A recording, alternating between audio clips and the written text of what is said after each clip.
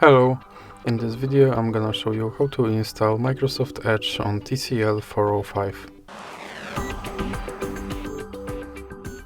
So you have to start with opening Google Play Store and now click on search bar and type in Edge. Now click search and here click install.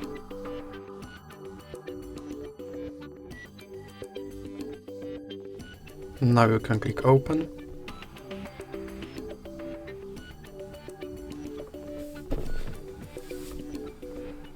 And now you can click skip introduction. Here you can customize your home page, or you can click not now.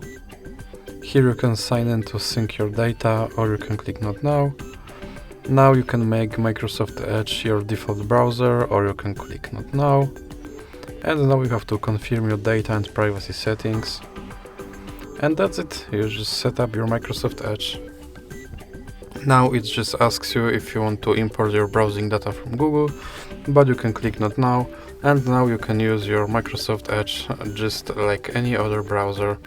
So that's it for this video. If you liked it, please remember to leave like and subscribe.